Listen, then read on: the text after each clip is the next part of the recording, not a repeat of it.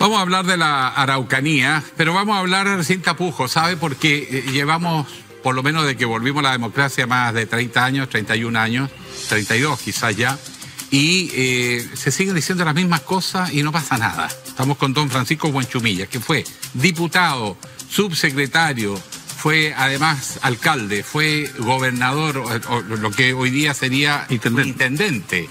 Y por lo tanto la pregunta es, ¿hay algo nuevo en estos 7 meses o es más de lo mismo?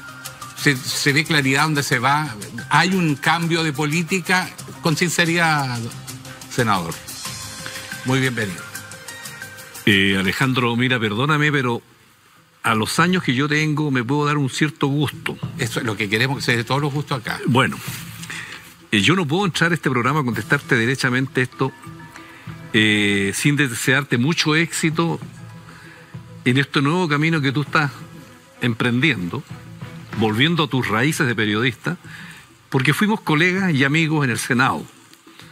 No puedo dejar de pensar en eso, que compartimos 4 años intensos y tuvimos una buena amistad cívica y personal. Entonces, cuando yo vengo invitado a este programa, no puedo dejar de desearte mucho éxito en estas nuevas tareas que tú tienes, porque dejaste una gran huella como amigo y como senador en los 4 años que me tocó compartir contigo. Así que bueno, todo eso queda, todo queda. La vibra entre los periodistas también y los... Así que te deseo lo mejor. Muchas gracias. Y te mando buenas energías, digamos. Don Francisco Buenchumilla, gran amigo, efectivamente. A ver, entremos a usted le gusta hablar directo. Escuchemos lo que dijo la ministra Tobá y de ahí nos descolgamos. Bueno. Vamos. Lo que más requerimos en la región de la Araucanía son respuestas a temas que tienen décadas, incluso siglos, que vayan más allá del gobierno de turno, que permanezcan en el tiempo, que podamos decir que aquí hay un propósito y una meta de Estado de cerrar las brechas, por ejemplo, en materia social, por ejemplo, en materia de infraestructura, por ejemplo, en materia de desarrollo económico, que cerremos las brechas y enfrentemos los desafíos que hay en materia de seguridad, que tengamos respuesta y el Estado se haga cargo de construir una convivencia, un respeto, una inclusión y un reconocimiento a los pueblos indígenas. Ninguno de esos desafíos lo va a cumplir un gobierno solo, sino solamente una política de Estado que trascienda a ese gobierno. Senador, ahora ya ponemos el plano senador. Este discurso, ¿cuántas veces lo ha escuchado? Mira, yo fui diputado de los 90 en adelante y este cuento partió el año 97, en diciembre. Los primeros actos de... La primera quema de camiones en Lumaco. Y ha pasado mucha agua bajo los puentes, ¿eh? Y en esa agua han navegado los barcos de todos los colores y de todos los sectores. La Concertación, la Nueva Mayoría, Piñera 1, Piñera 2, y hoy día este gobierno más de izquierda.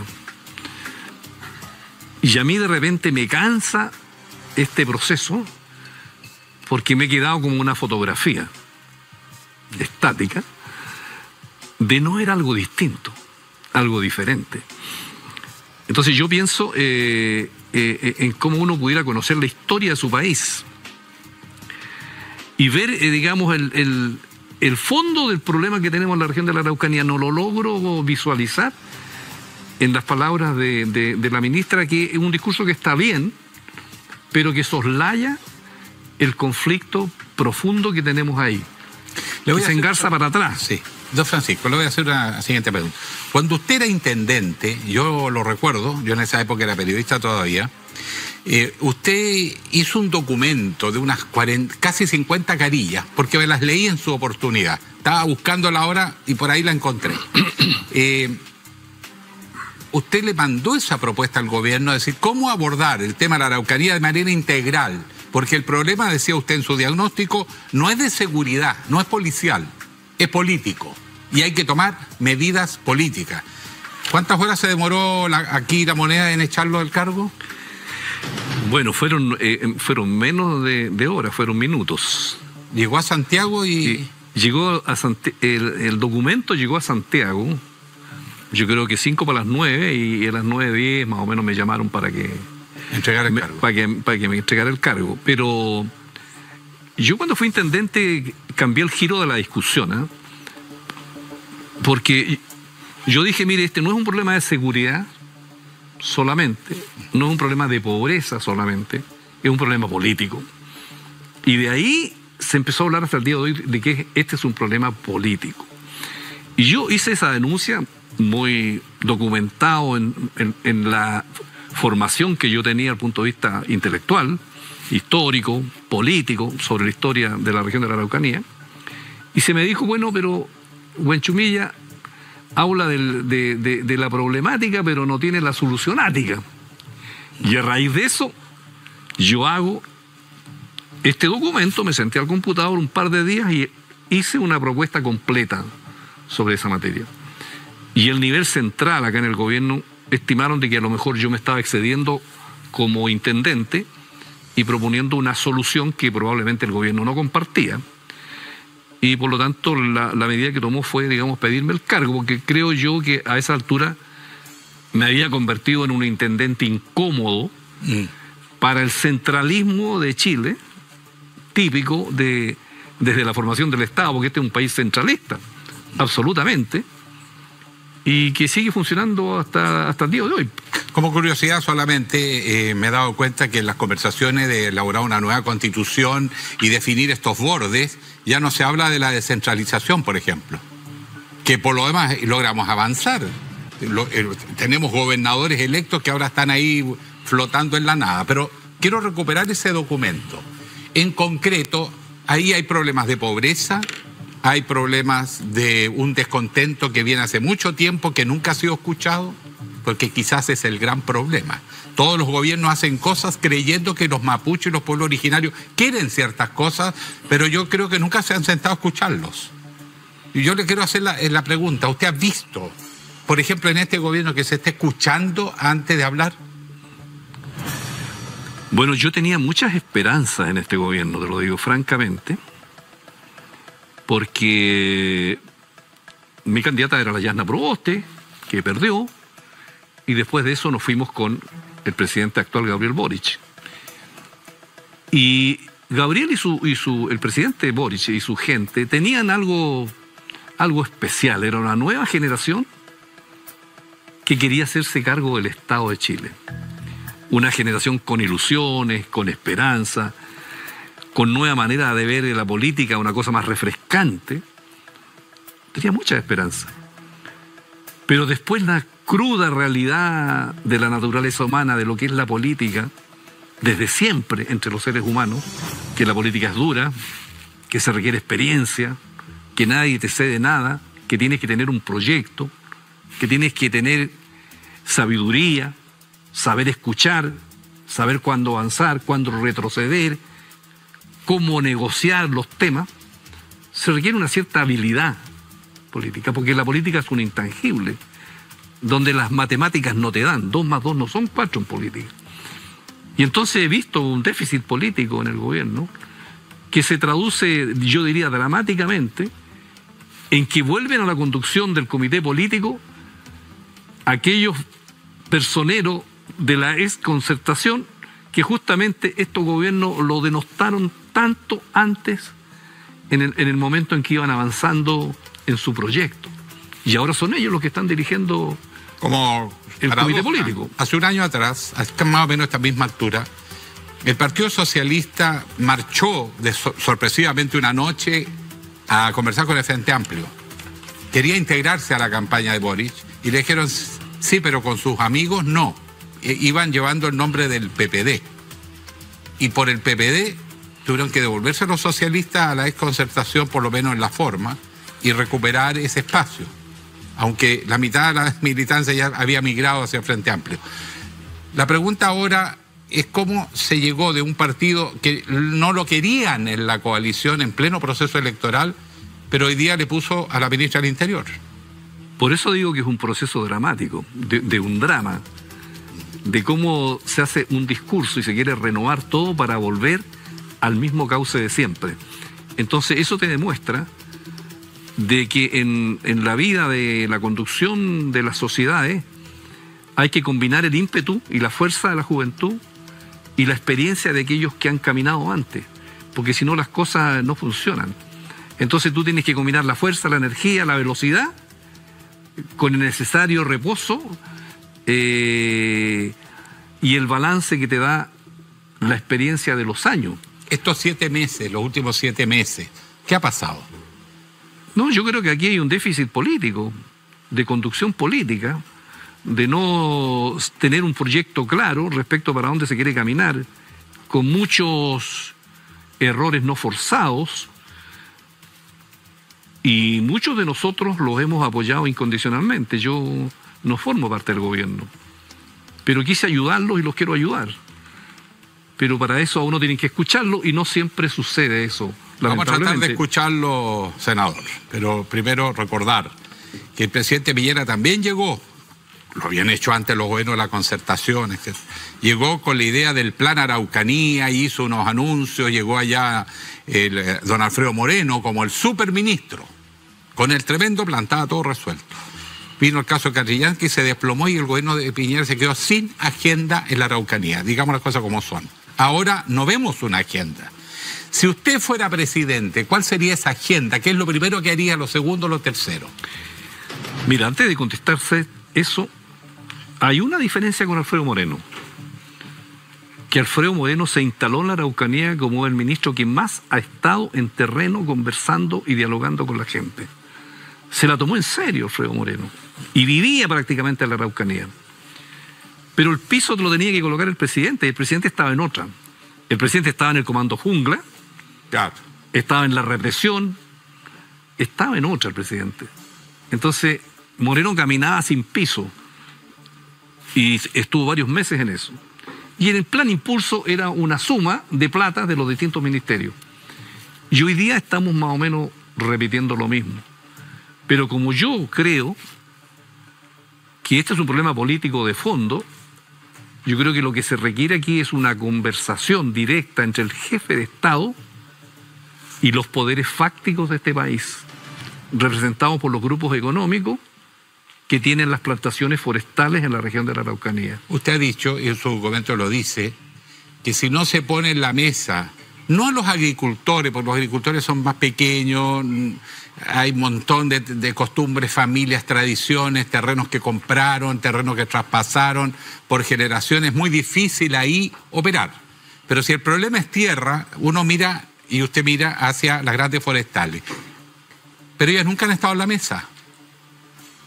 Claro, lo que pasa es que, tal como lo dice, los agricultores que tengan 500, 700, 800 o más hectáreas son familias individuales con su gente. En cambio, que estamos hablando de grupos nacionales e internacionales, digamos, donde hay millones de hectáreas. Y por lo tanto hay una cosa muy impersonal, porque ellos tienen personal profesional que se hace cargo de sus negocios, y ellos son los grandes accionistas que están en otra. Entonces, a mí me parece que esa conversación de fondo entre el poder central representado por el presidente y los grupos que son los dueños de estas grandes plantaciones, que es donde está el problema, no exactamente con ese agricultor que su padre fue agricultor, viene de su abuelo, su bisabuelo, que llegó como colono, y que termina siendo víctima. Y que termina al final, digamos, quemándole la casa, y es un drama para él, la familia, y todo un cuento. Entonces aquí el núcleo central de este conflicto es con las forestales. Vamos a hablar de ese tema, hacer una pequeña pausa con un mensaje importantísimo, senador. Tiene que poner atención en él, le va a cambiar la vida. Bueno, muy bien. Vamos. Estamos de vuelta y estamos entrando al tema. En general usted ha planteado separar cosas. La violencia política es un tema, sí, sin duda. Pero aquí hay causas y orígenes, la tierra. ¿Cómo entran las forestales en este tema medular que es la tierra? Mira, cuando yo digo que un actor importante y fundamental en la solución del conflicto son las forestales, no estoy haciendo un juicio moral respecto a las forestales. No estoy haciendo un juicio de reproche a las forestales, que es una industria que hace la celulosa y que probablemente genera muchos impuestos, no sé. No estoy hablando de eso. No estoy hablando mal de las forestales. Estoy constatando un hecho político de que aquí hay un actor, que son las forestales, que tienen que estar en esta mesa. Ese es todo mi cuento. No estoy haciendo un juicio de reproche moral. ¿Y qué deberían hacer en esa mesa? ¿A qué se comprometen? Porque todos quieren que el Estado reprima. Y cada vez que uno va a la Araucanía, mire, la propia gente, a uno no lo deja ni hablar, porque uno dice, este es un problema integral, hay problema de tierra, hay problema de identidad, hay problema de pertenencia, pero también hay problema de tierra. Y no, es que la violencia se come toda la gente. Yo sé que hay que abordarla, pero también esto otro es lo que se posterga y no aparece en ningún gobierno. ¿Cómo instalamos esto con las forestales? Bueno, ese es un tema que no puede pensar que se pueda resolver a partir de las autoridades de la región.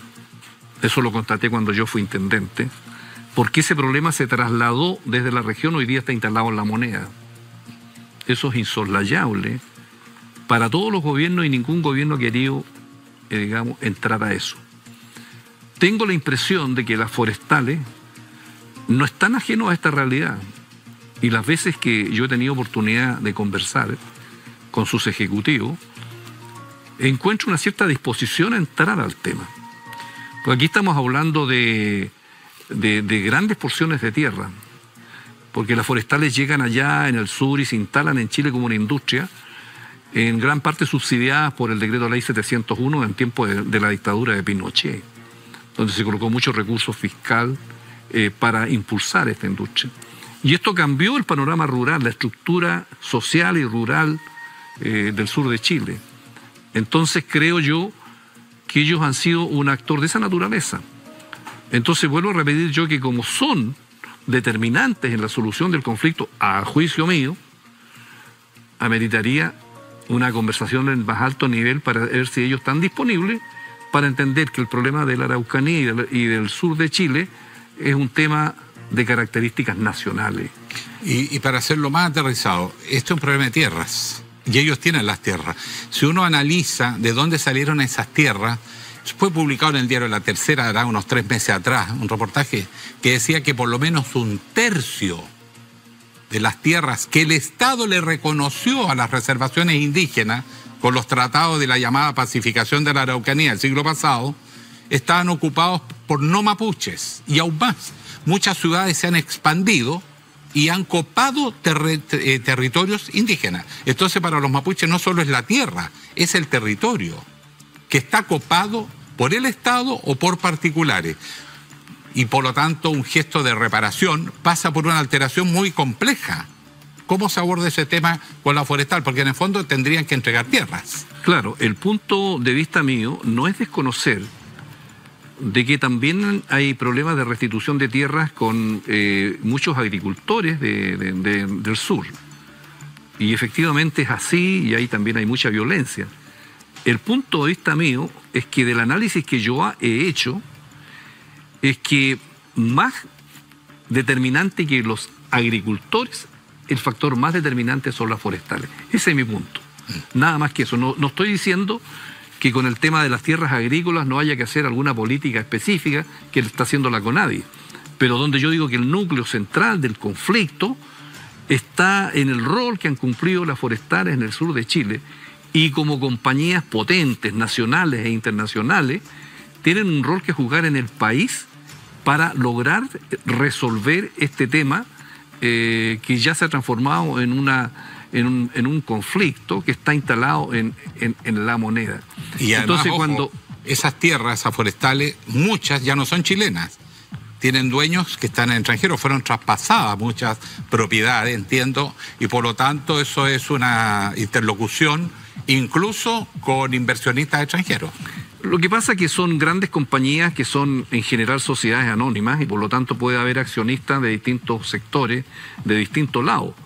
Pero los grupos económicos chilenos más importantes están acá en nuestro país y creo que ellos están en disposición de conversar, pero a mi juicio falta ese camino, ese paso. Le voy a hacer esas dos preguntas. pasa porque ellos accedan, por último, a conmutar o permutar tierras. ¿Es compatible la economía de plantación con la economía familiar campesina en la Araucanía? Un mensaje, es un mensaje. Y volvemos con don Francisco Huenchumilla.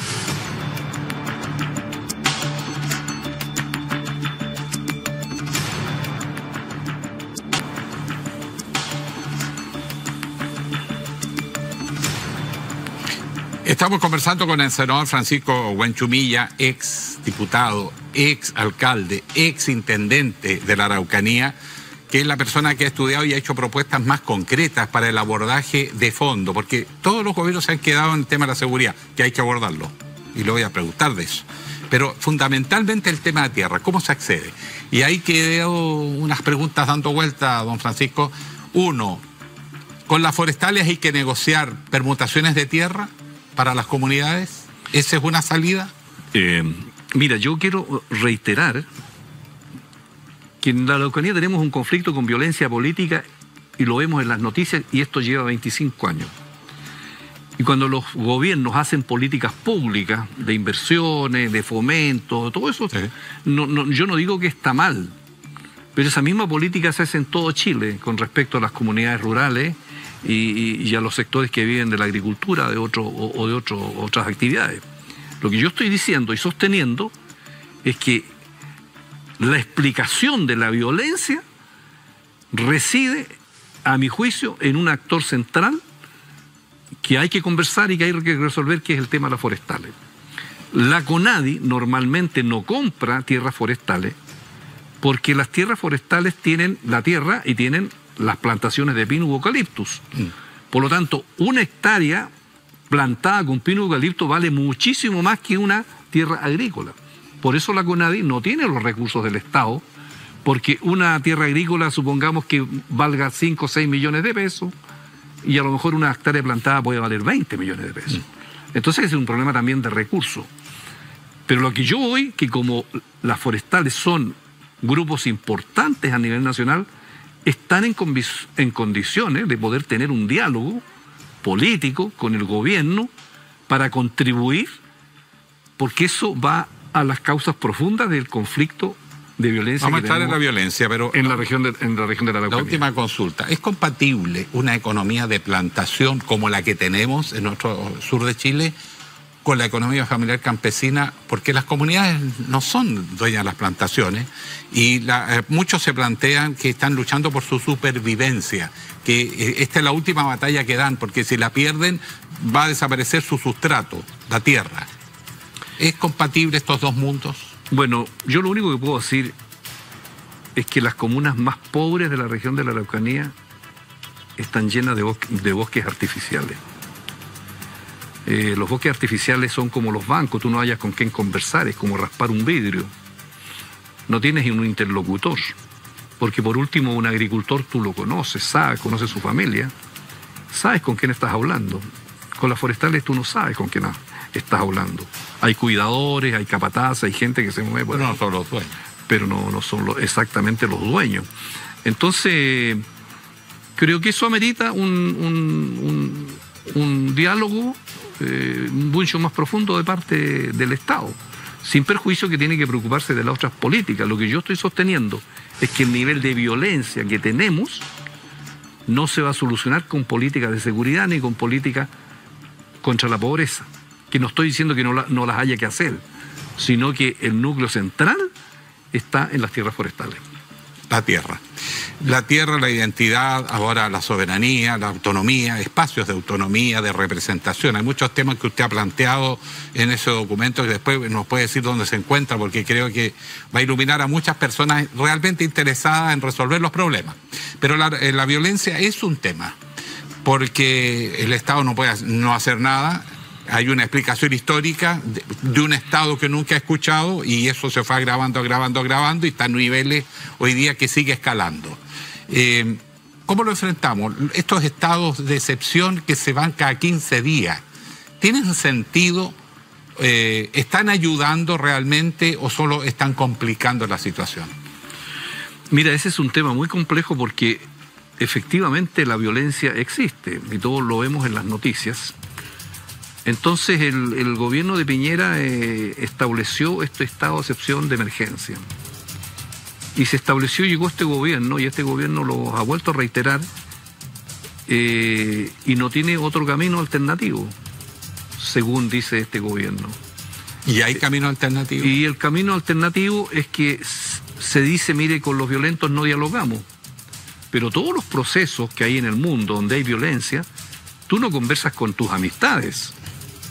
Tú conversas con los que están en el conflicto para ver exactamente qué es lo que están pidiendo, cuál es la dimensión de sus propósitos y objetivos, cuál es su diseño estratégico de lo que quieren lograr del Estado, hacia dónde van, cuáles son los bordes, una palabra de moda, para que tú sepas como Estado exactamente de qué se trata y con quién estás tratando.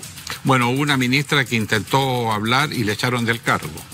Claro, pero es que yo creo que ahí... ¿O fue porque no había diseño, se arrancó con los tarros, improvisó? ¿Qué pasó ahí? No sé, yo creo que la ministra de buena intención trató de hacer un acercamiento y no sé si tenía o no la autorización de su jefe para hacer eso.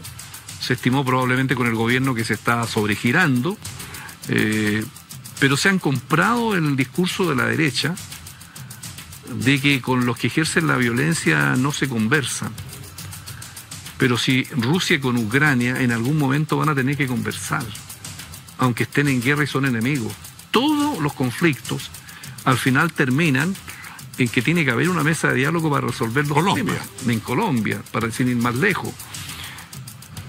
Pero eso requiere sintonía fina, requiere un diseño político audaz y atrevido, y no caricatura, no simplemente descalificación, porque este es un país muy racista y probablemente algunos lo que quisieran es simplemente matar a los mapuches. Hay gente que predica en el sur eso. Entonces, este país está muy complicado por eso, porque tenemos ese problema que no existía en la historia de los últimos 100 años, de que hubiera un grupo, digamos, que está derechamente por esta vía y por esta metodología. Entonces, a mi juicio, perdón, termino con esto, el estado de excepción se está transformando en un estado permanente. Y las Fuerzas Armadas no les gusta esta situación, porque ellas están hechas para otra cosa. Están para la defensa del territorio, para la defensa nacional, no para el orden público. Entonces, a mi juicio, el gobierno tiene que buscar una manera distinta de tener la colaboración de las Fuerzas Armadas.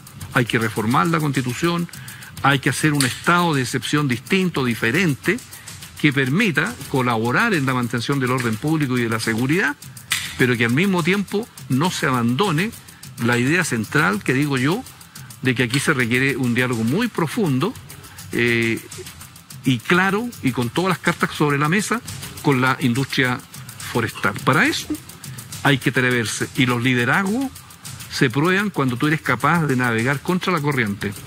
Porque si tu liderazgo es leer todos los días la prensa y lo que dice la derecha o lo que dicen algunos, no vas a hacer nunca, digamos, el ejercicio como corresponde como jefe de Estado, para llevar adelante un proceso que logre romper la inercia. Porque llevamos 25 años lo mismo, con la misma receta, y la enfermedad sigue ahí vigente. El caso Yaitul, cierro esta conversación con eso, detener a él y a su hijo y someterlo a proceso, ¿ayuda, no ayuda, es neutro, no va por ahí? Bueno, Yaitul ha estado muchas veces preso, y cuando tú tienes una metodología y un diseño estratégico de enfrentarte al Estado, bueno, tú sabes que estás expuesto a eso. Tú sabes que te expone a que tengas querellas y que te tomen preso. Yo estoy interpretando eso, de que una persona o un grupo que hace ese diseño sabe que va a correr ese riesgo y está dispuesto a correrlo, como de hecho lo ha corrido muchas veces, y sabe que está dispuesto también a que le hagan trampa o montaje, como fue la operación Huracán, que se digitó desde el propio gobierno al momento eso. Entonces, bueno, eso fracasó porque la Corte Suprema, digamos, hizo un fallo adecuado frente al tema. Entonces, ellos saben que están con esos riesgos. Y lo corren y lo van a correr. Y además, el pueblo mapuche lleva 600 años enfrentándose con muchos grupos. Primero se enfrentaron los incas en el siglo XV, después con los españoles, y con los españoles hubo muertes de gobernadores, de Pedro de Valdivia, de Óñez de Loyola. Pero igual lograron establecer una frontera y ciertos pactos y acuerdos. Después hicieron el Parlamento de Quilín, donde se estableció la frontera del Biobío. Y con los españoles se entendieron, respetaron los pactos, respetaron los parlamentos, se respetaron las fronteras. Y el Estado chileno no respetó eso.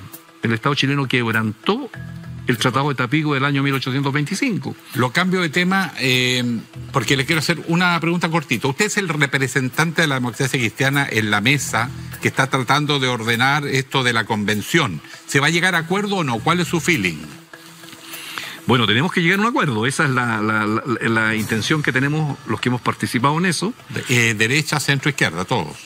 Sí, hemos tenido un diálogo bien interesante. Noto yo buena disposición. Hemos tirado todas nuestras cartas encima de la mesa.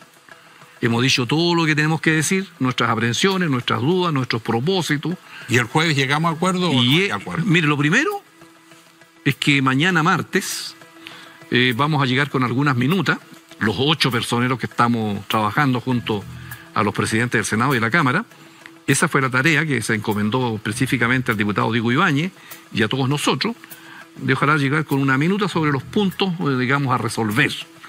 Y si tenemos ese avance, el jueves nos vamos a reunir con el resto de los que conforman este grupo, que son alrededor de unos 40 personas más o menos, que es como la mini asamblea, para ver si logramos tener un acuerdo, pero es fundamental que los 8 primeros tengamos alguna minuta que nos provoque un acercamiento.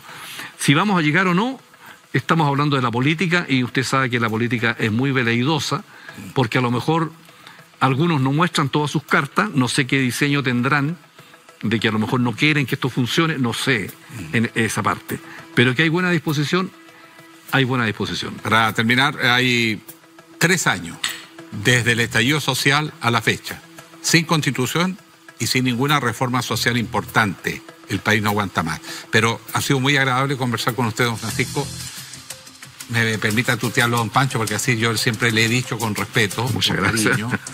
Me recuerdo esas tertulias largas de política y lo mucho que he aprendido. Así que muy agradecido. Y como recuerdo de esta amistad, un Evan Williams se le va a caer súper bien. Me lo llevo.